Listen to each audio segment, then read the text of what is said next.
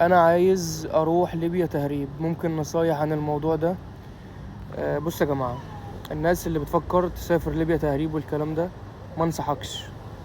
يعني مش هتفرق كتير، التهريب ب15 16 ألف جنيه، القانوني ب35 ألف. لا، تعالى قانون أحسن، بدون بهدلة. ساعتين هتكون داخل البلد، هتيجي بأمان، هتبقى دنيتك تمام، معاك جواز سفر.